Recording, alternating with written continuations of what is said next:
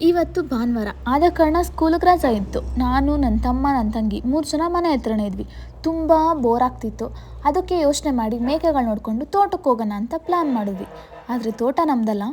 ಆ ತೋಟದ ಓನರು ನಮ್ಮನ್ನೇ ನೋಡ್ತಿದ್ರು. ಯಾಕೆ ಗೊತ್ತಾ, ಆ ಮೇಕೆಗಳನ್ನ ಅವ್ರ ತೋಟಕ್ಕೆ ಬಿಟ್ಬಿಡ್ತೀವಿ ಅಂತ ಭಯಕ್ಕೆ.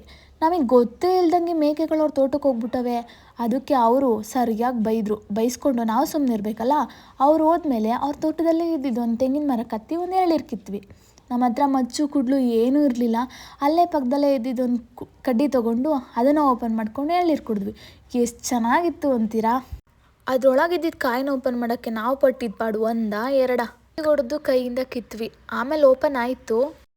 ಕಾಯಿ ತುಂಬ ಚೆನ್ನಾಗಿತ್ತು. 3 ಜನನೂ ಹಂಚ್ಕೊಂಡು ತಿಂದ್ವಿ. ತಿಂತ ಒಂದು ಅನಿಸ್ತು, ನಾವು ಮೊಬೈಲ್ ಇದ್ದಿದ್ದ ಕಾಲದಲ್ಲಿ ಆಡಿದ ಆಟಗಳೆಲ್ಲ ನೆನಪಾಯಿತು. ನಾವು ನಮ್ಮ ಪಾಡಿ ಕಾಯಿ ತಿನ್ಕೊಂಡು ಕೂತಿದ್ವಿ. ನಮ್ಮ ಮೇಕೆಗಳು ಮತ್ತೆ ಯಾವುದೋ ಹೊಲಕ್ಕೆ ಹೋಗ್ಬಿಟ್ಟವೆ. ಅವ್ರು ಬಂದು ಮಂಗಳಾರತಿ ಮಾಡೋಷ್ಟರೊಳಗೆ ಅವು ನೋಗೊಡ್ಕೊಂಡ್ವಿ. ಲೇಟಾಗಿತ್ತು ಅಂತ ಮನೆ ಹತ್ರ ಹೊರಟ್ವಿ. ಇವತ್ತಿನ ಕತೆ ಇಷ್ಟೇ.